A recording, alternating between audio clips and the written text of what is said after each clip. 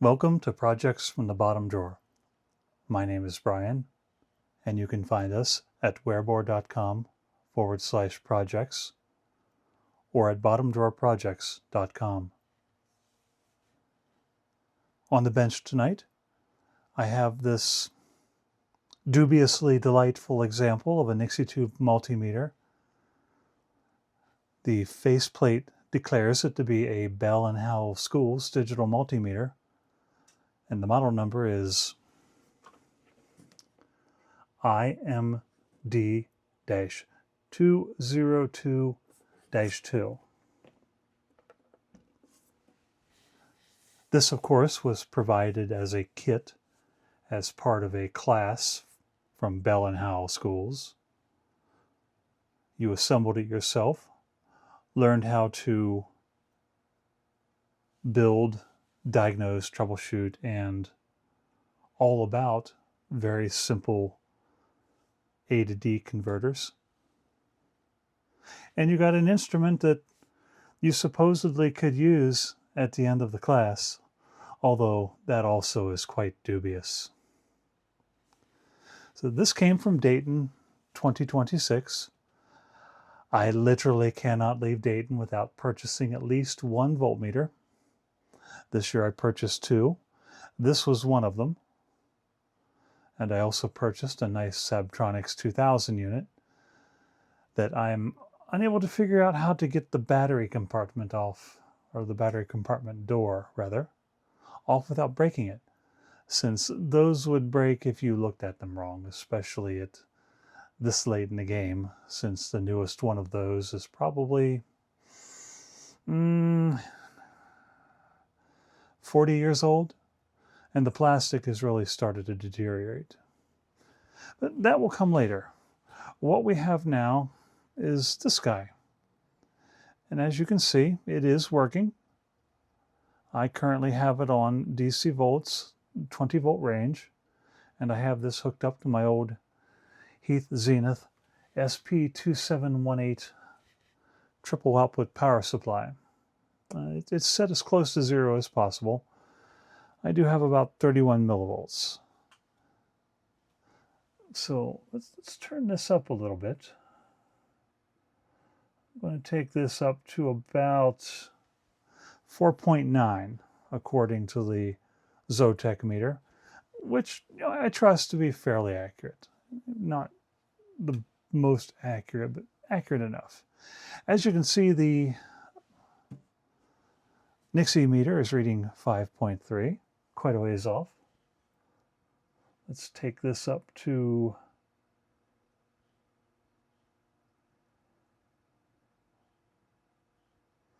10.5. The NIXIE meter, of course, is reading 11.1. Again, quite a ways off. Let's see, how far will this one go? Okay, we are in over range.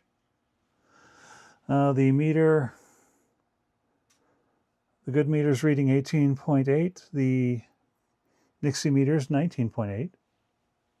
So let's take that up to the next range. And you can see we lose quite a bit of precision. This was not by any means a precision instrument. It was designed to show you how it worked. So let's see. So the good meter is reading 20.12 and the NIXIE meter is reading 22. It's quite a ways off, and there's a reason for that.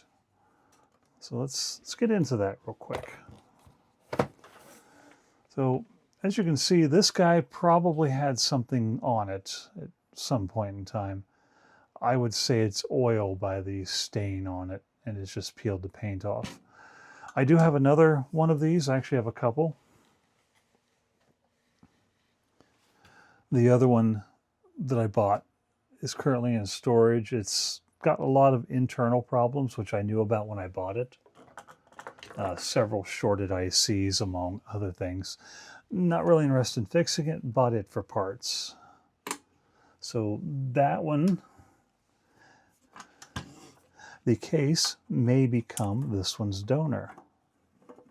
Or that one may become the donor for this one. That sounds better. So let's get into this, and I'll talk a little bit about how this works. So this is a very, very simple A to D converter. It's actually quite ingenious how it works. There's a free running oscillator. Well, hold on. Allow me to untangle this cord. I'm not sure how this happens, but happens it does. The cord fairies have visited me and blessed me, apparently, with a tangled cord. There we go. This nice SPT1 jacketed 3-prong cord, which fortunately the original owner didn't cut it off. No, don't turn it on. The way this thing works is quite ingenious. It uses a free running oscillator. I think it's around 32 kilohertz or something. And during 1/2 of the sine wave, the 60 hertz line, the display is blanked and the meter is counting up until it reaches the input voltage, which balances the internal bridge. Then it stops. And then the other half of the sine wave, it unblanks the display, and you see that count, which represents your measured voltage, we hope.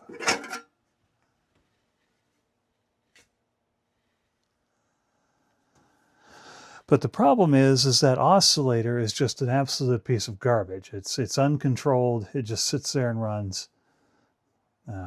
Any temperature deviation will make this thing go out of calibration. Like, I turned it on, let it sit for a little while. I've pulled the top off. It is completely out of calibration now.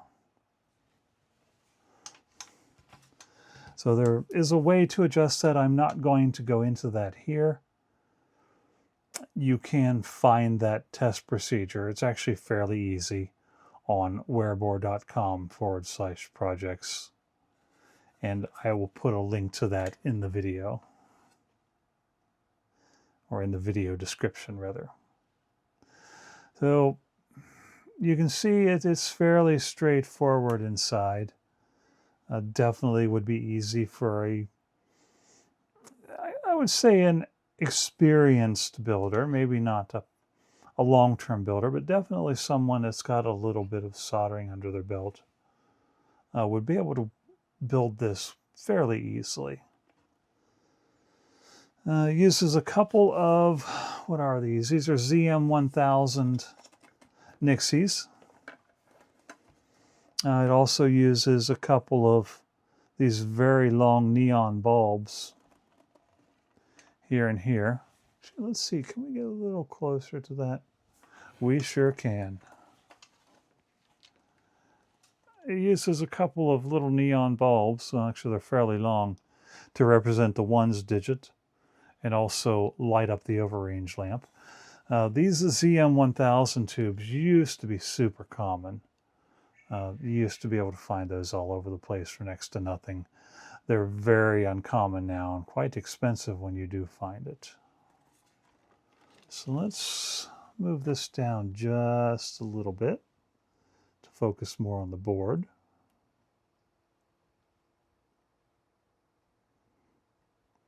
So I don't have to hold it up all shaky like, and you can see things. So again, you know, the ones digit, the overrange lamp, and the 2-digit lamps. So this is technically a 19.9 count meter. You have a couple of NIXIE drivers, some glue logic. Here's all of your ohms ranges, DC cal test point, power supply. And in order to get this thing apart, you know, you have to disconnect a few things here and here, and then the board lifts out. But one of the things you'll notice is this number. So theoretically, that is the voltage at this DC cal test point. So what you'll do is you'll connect the input to this test point and then adjust the internal oscillator I believe, this pot here until the display reads what this is. Now, I will say that in the handful of these I've worked with over the years, this is never this, especially if you measure this with a modern meter. You'll get something completely different. So if you have one of these, it's always best to measure this DC cal test point with something and not necessarily believe that voltage that's written on there. Beyond that, I mean, it does do AC, it does do ohms, but I never really found a use for this other than to sit it in my rack and have it measure a voltage on the rail, which I replaced that one of these with a couple of analog meters, so I'm not sitting there baking out the NIXIE tubes. And as you can see, there are quite a few adjustments. Everything's nice and socketed, but you know, you've got these old 5% carbon comp resistors. Now, of interest is this area here. This is the oscillator portion, and the link I'll provide in the video description talks about how I rebuilt that entire section once with absolutely no result. So the instrument itself, you know, it is what it is. You're not going to get any better. I guess it would help if I move that over.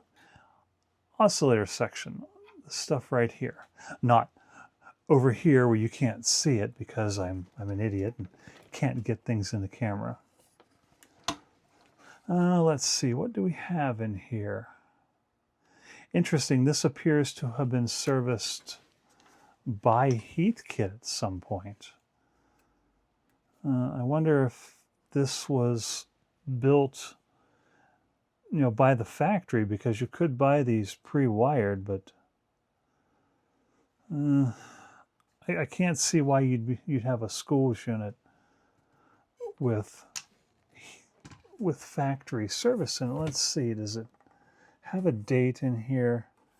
It does. I can't read them, so let me get a little bit better image.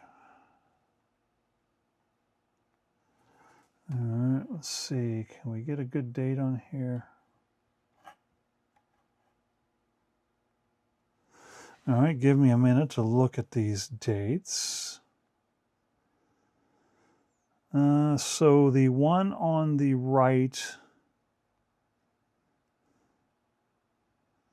is 1977.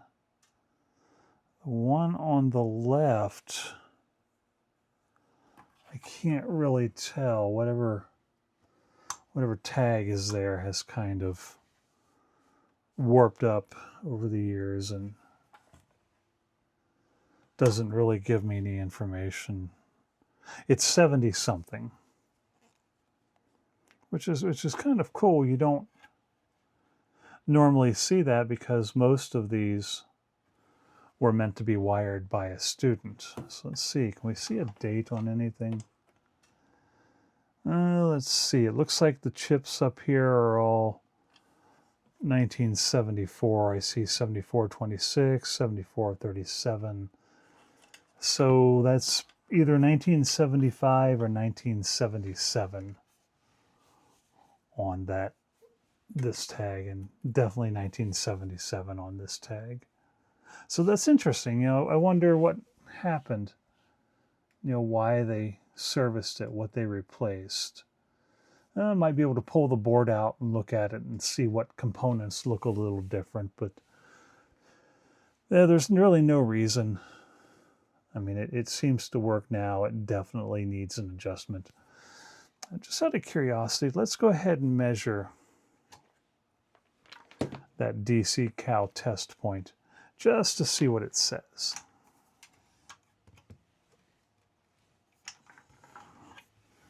All right, let's put this guy here.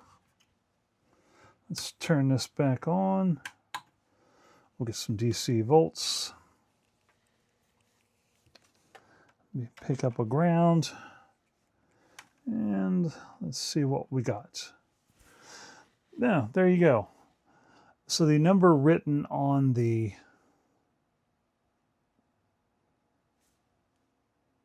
transformer was 1.925, but as you can see, we have 1.947, 1.948.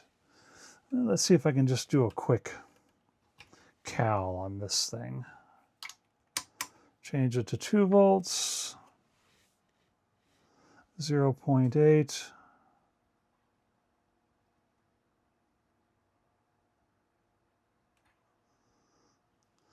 So 1 point, what did I say? 1.949, yeah, we'll call it 1.1949. So let me bring this around so you can see what's going on. So what I'm doing is I'm just taking that cal point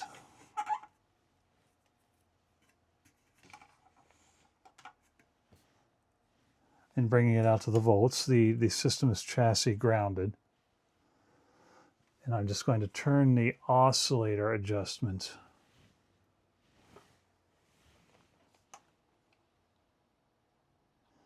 until we have 1.95. So for DC volts, that's as good as you can get it.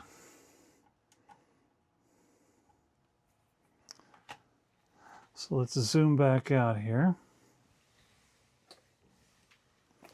Let's put the hard drive box stands underneath of it once more so you can see what's going on. Let's see, let's get some voltmeter there. So we'll clip on to that. Let's see, let's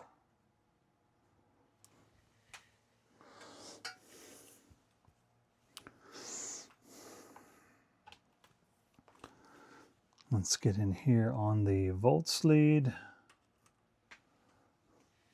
So right now the good meter is reading 0.27 or 27 millivolts. Let's go up to about, okay, we're over range there, 7.818. As you can see, it now pretty much reads exactly what the good meter is. Within reason, of course, because you only have 2 digits of precision. And now we have 3-ish. We're about a 0.10 off, 0.1 volts. Yeah, 0.10. I can math. No, I can't. But really, that's as good as this meter is going to get. I mean, and the minute you turn this thing off, it gets cool again. It's going to change.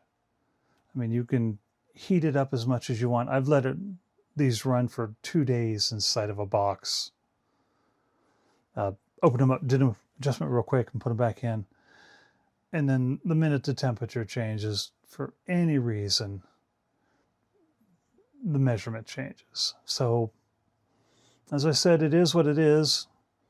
It was an instrument designed to teach you how it works, not necessarily provide you good results. But that's really all there is to say about this.